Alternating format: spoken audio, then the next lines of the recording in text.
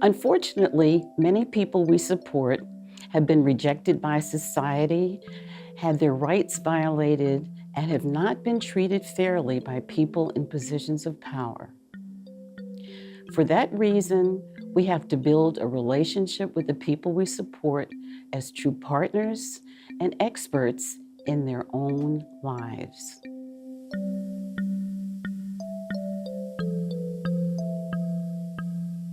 We believe that all of us who provide advocate services must approach our work with a profound sense of compassion and always remember how limited our knowledge may be. We must keep in mind that no one, no matter how experienced, wise, or well-meaning, can fully understand another person's experience. We must recognize that the best understanding is gained through empathy, which means trying to know what it actually feels like to be that other person. We must always try to look past our own ideas about the other person, to see the real other person with whom we are in a relationship. We have to be willing to face up to mistakes and know how to sincerely apologize.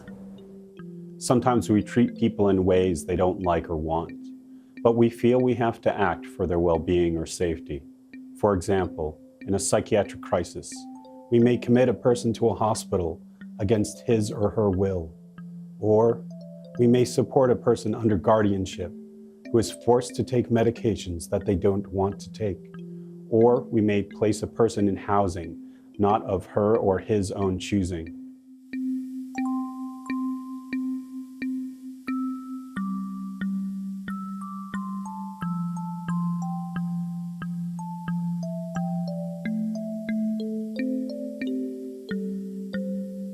In situations like these, we must be open about the loss of persons' rights while trying to honor the person's dignity. We must keep in mind that any idea, request, or choice the person expresses is worthy of respect, even when we do not agree or cannot do as the person wishes. We must support her or him to make as many real choices as possible. Sometimes a person we serve appears to be having great difficulty, and we worry that the person may be in danger unless we do something. We must be very careful in these instances to balance our respect for the person's human rights and dignity with a commitment to remain involved and to fulfill our professional and ethical obligations. We want to have dialogue about our concerns with the person we support. In these difficult situations, we seek support and consultation for ourselves. We try to find a balance between maintaining respect for the person's rights, but not neglecting the person's well-being. Sometimes a person's guardian restricts the person's freedoms or doesn't allow the person to make her or his own choices. Sometimes we may also underestimate a person's abilities and restrict them. We must make every effort to look at these situations through the person's own eyes.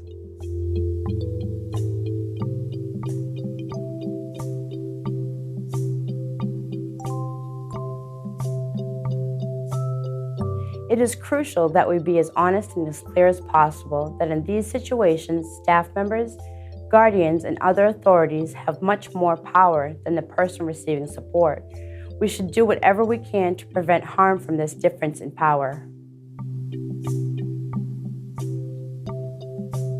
We understand that we need to be careful about how we speak about the people we support and how we speak to people directly. We want to use words that convey respect. We need to remember that language can be hurtful. It can be demeaning and disempowering, even when the person who is speaking doesn't intend to be hurtful. Slang terms for people or groups, as well as clinical terms, can be deeply hurtful, especially in the fields of mental health and developmental services.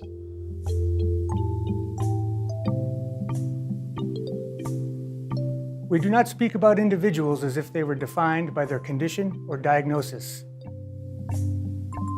We use person-first language. This means that we speak of a person with schizophrenia, or a person with developmental challenges, or a person with substance use issues, for example. In the same spirit, we believe that every person, whether a person receiving services, a staff person, a family member, or a member of the community should be treated with respect and dignity.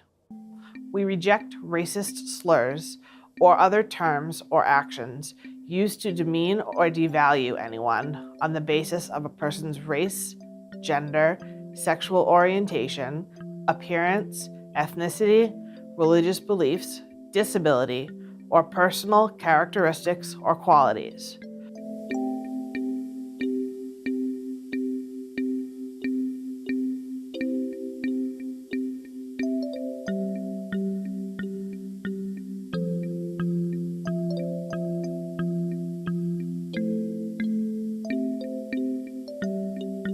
When such abuse occurs, we support the person experiencing the abuse.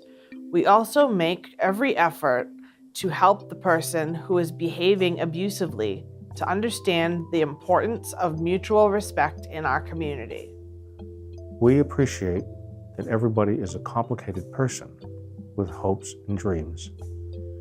When a person is facing a challenge, we try to understand his or her situation from at least 4 points of view. First, we think about a person from a social, cultural point of view. This means we think about that person and all the important relationships that the person is in.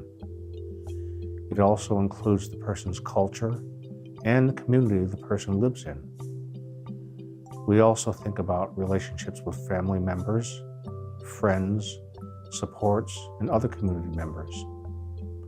Often, when a person is having problems, it can be helpful to think about what's going on in these relationships. Sometimes this helps us understand the problem, like if a person is in an abusive relationship or is experiencing stigma or other oppression.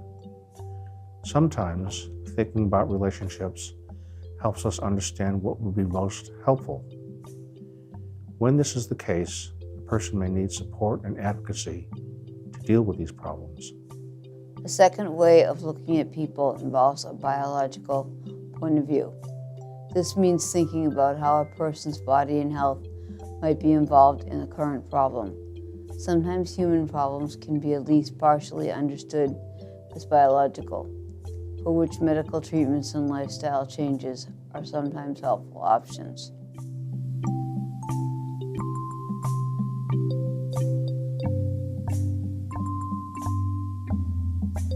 The third point of view from which we try to understand people is psychological.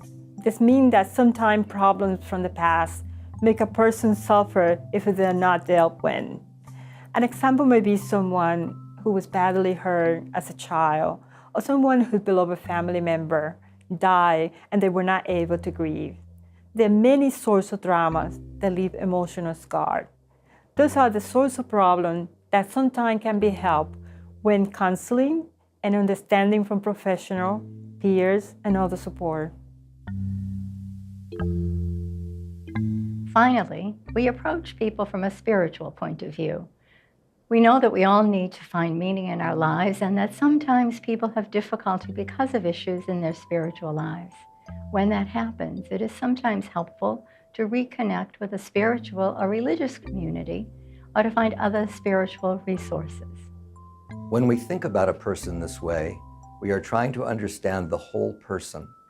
When we share our ideas about these 4 points of view with the person we support, it often helps us find a deep understanding of who the person is, what the best options are, and how we might best work together.